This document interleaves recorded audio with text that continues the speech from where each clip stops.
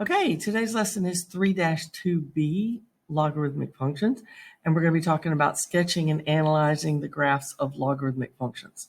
So I'm going to try to make it quick because it's very, very similar to what we just talked about in 3.1, which was exponential functions. So I want to highlight the differences. If you remember correctly from part A, we talked about the logarithm. The logarithmic function is the inverse of the exponential function. And because of that, how do we find an inverse is we switch the x and the y. So if you know your key points from graphing the exponential, all you have to do is switch them to graph your logarithmic. Okay? And we talked a little bit, this is what the graph looks like. That's the inverse. That, of course, is growth if b is greater than 1, and this is decay if b is less than 1. So what I did, most of the things are the same, but I'm just going to highlight the differences. So number one, we have the domain and the range are switched. So the domain of our exponential was negative infinity to positive infinity. Well, that's now our range for both. And our range on the exponential was 0 to infinity, so that's our domain for both of these. Our intercept is not 0, 1, but 1, 0. Our asymptote before was y equals 0, and now it's going to be x equals 0. Okay, now the end behavior, if you notice, there's the left arrow and a right arrow, but the left arrow is not going to negative infinity. So what you're going to have down here is it approaches 0 from the right side. So that's what it looks like on both of these. And what's happening on the growth is the left arrow is going down to negative infinity. And on decay, the left arrow is going up to positive infinity. And your continuity stays the same. It is continuous over our domain, so that's 0 to infinity. So I'm going to graph two functions and analyze them because that's what your problems are going to be that deal with this section. Okay, excuse me. So first off, graph the function f of x equals 2 log base 5 of x plus 2. So the first thing you need to do is identify the parent or your base. And you figure that out from right there, log base 5 of x. So remember, our negative 1, 0, and 1 is on the right side now. My base is 5. This is always 1, and then we flip it to get 1/5. Then I'm going to go back and look at the function and say, well, what's different? What's added? And that is we have a 2 in the front and a 2 in the back. Super. So the 2 in the front, okay, is a vertical stretch, and the 2 in the back on the back end shifts our graph up 2. So when we go and create the new points, when you look at this, both the vertical stretch and going up both affect the y values. So my y's are going to change, but my x's are not, so I can just carry those over. Now, when you have two things affecting the same variable, you need to figure out that change in the same order that you do order of operations. So do I add first and then multiply, or do I multiply and then add? So of course you know that we're going to multiply first and then add. So each of these y coordinates, negative 1, 0, and 1, I'm going to multiply by 2 and then add 2. So negative 2 plus 2 is 0. 0 plus 2 is 2, and 2 plus 2 is 4. Now, when you get into delta math and you do it, you only have to plot your whole numbers. Okay, but the first thing you have to plot is your asymptote. So back here on my parent function, the asymptote was x equal to 0.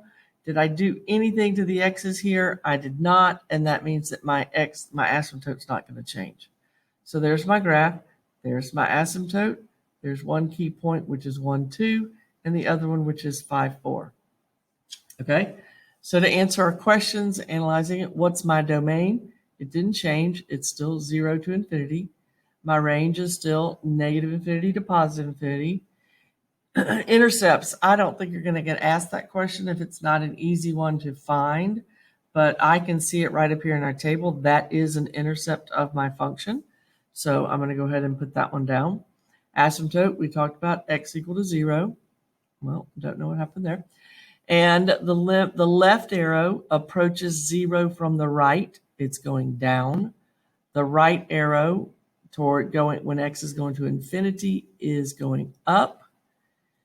To find out increasing or decreasing, I'm starting on the left side, tracing my graph, and I'm going up, which means I'm increasing over the same interval as my domain, and I'm never decreasing. Okay, one more. Graph the function f of x equals log base 4 of negative x plus 1 minus 8. So again, I got to find that parent function because I got to figure out my base, and that comes from the log base 4. So remember, my negative 1, 0, and 1 are going to be on the right side.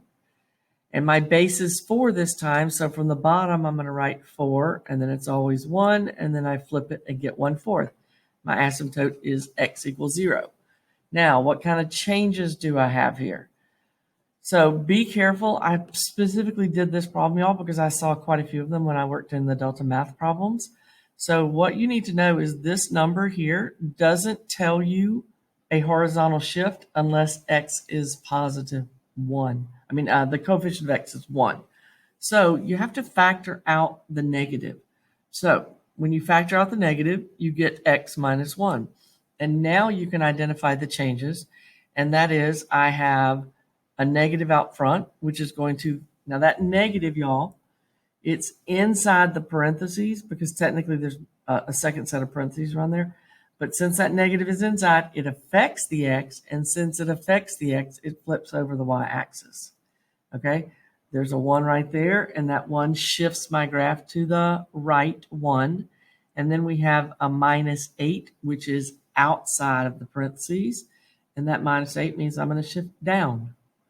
So I have quite a few things going on here. These two affect the x. So I have 2 things affecting the x and 1 thing affecting the y. And in the x's, I'm going to do that negative first, and then I'm going to add 1. So for my new one, both of them are going to change. So I'm going to multiply by negative 1 and then add 1, and then I'm going to subtract 8 from each of my y values. So negative 1/4 plus 1 is 3/4. Negative 1 plus 1 is 0, and negative 4 plus 1 is negative 3. Then negative 1 minus 8, 0 minus 8, and 1 minus 8 is negative 7. Again, Delta Math only asks you to plot the whole numbers. Okay, now my asymptote is x equals, so did I do anything to the x values? I did. I multiplied it by negative 1 and added 1. 0 times negative 1 plus 1 is 1. So my asymptote is x equal to 1. Okay, and you'll click on this and it will bring up an asymptote, and then you drag it to the right place. So there's my x equals 1, and then I plotted 0, negative 8, and negative 3, negative 7. Okay, so domain. Now my domain, y'all, changes because my graph flipped to the other side because of this negative sign up here. So that means it's going from negative infinity all the way to 1. So that's my domain. Range is still negative infinity to positive infinity. Pause. No. Sorry. Intercept, you can see, is 0, negative 8. Asymptote is x equal to 1. We already found. My left arrow, and this time it's as x approaches negative infinity. Okay, and you're going to have to distinguish between these, y'all, when you do your homework. X approaches negative infinity, my graph is going to positive infinity. And this time, it's approaching the asymptote, which is 1, but it's coming from the left side. So that's why it's a minus sign. X approaching 1 from the left, and that, of course, is down to negative infinity. I trace my graph starting from the left, and it is decreasing. So it's never increasing and decreasing over the same interval as my domain. So that is all she wrote, and I hope y'all enjoyed that. If you have any questions, please don't hesitate to email us or contact us in some way. Thank you so much, and y'all have a great day.